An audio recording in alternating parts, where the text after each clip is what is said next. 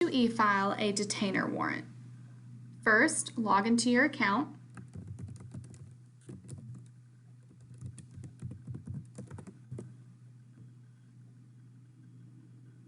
Once on your home screen, you will select New Case, General Session Civil, Detainer Warrant Eviction Action. And here we see we have a detainer warrant. This first one is a generated warrant. All your information will populate on a warrant that our system will create. Or if you would like to save and upload your own detainer warrant form, you will need to select Detainer Warrant Non-Generated Warrant Form. For this tutorial, I will show you the generated. Click on Detainer Warrant. Hearing information. If you would like to choose a specific day you would like your cases to be heard on, you can select that here. And if you would like to go ahead and preset your court date for a specific date, you can do that here as well. And again, these two options are optional. You do not have to click one. And if you just want to click the day of the week, you can do that as well. Property description. This will be the exact address of the property included. This will be the street address, apartment number, if applicable, city, state, and zip code.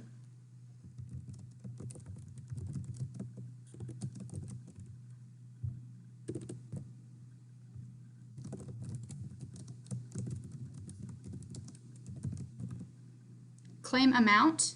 If you are asking for any money that is owed, you will enter that here. If you are not asking for any money and simply only want possession of the property, you can enter in 0. Claim description. You will write possession and amount owed, or if you are not asking for any money, you will just write possession only. Principal e-signature. This will be the owner of the property. And surety signature, someone who knows they own the property. And if you would like to include your telephone number, you would enter that in here. Next, you will add the case participants. First, we will add the plaintiff. If you are doing a person or an individual, you will type in the first name and last name. If the plaintiff happens to be a business or a company, you would select the company radio button and just enter in the name here.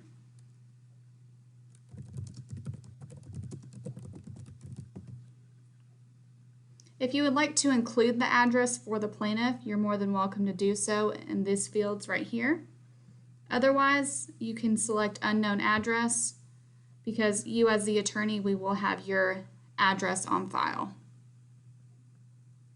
Once you have entered in all the appropriate fields, you will click Next. Next, we will add the defendant. Click the Add Defendant button. And again, if you happen to be evicting a company for some reason, you can click the radio button here. Or if it's a person, you will keep that selected.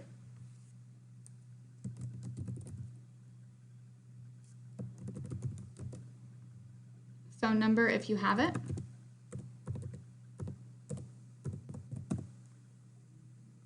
Address you would like them to be served at.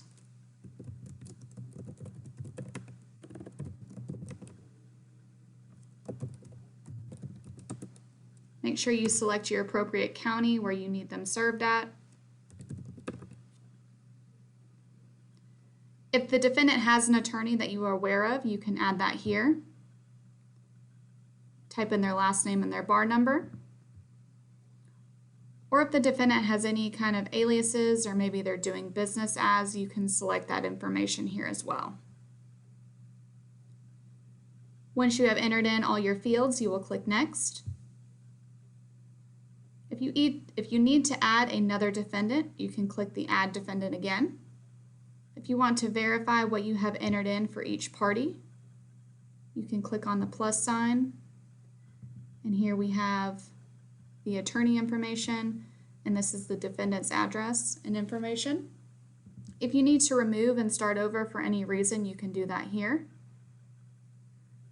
Once you have checked and verified and your information is complete, you will click Next. And here we have our detainer warrant. If you want to view that generated document, you can do so here.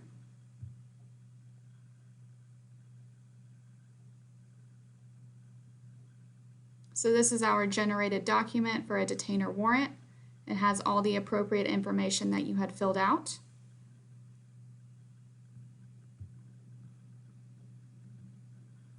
So now that you have your detainer warrant added, you will need to select your service.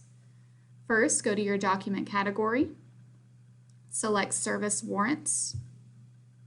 Your document type drop-down selection, you will need to select how your defendant is going to be served. We will select Davidson County Sheriff. Notice our Browse button is now grayed out. Again, this is another generated form for service based off of our system. Click Add. And here you will select by the plaintiff for the defendant. Click Next. So now that you have your detainer warrant and your service, your next step is to choose On Behalf of. This will be on behalf of the plaintiff. And again, if you need to edit any information, you can click on this icon right here or right here. And if you need to remove your service, you can do that there, and you can always re-add if you made a mistake. Now that we have entered in our detainer warrant information and our service, we will click Next.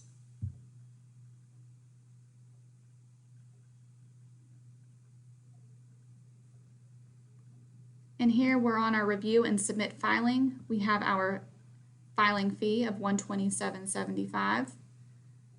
We have selected our escrow account for method of payment. And again, here is your documents to be submitted to the court. Here you can add any special filing instructions for the clerk.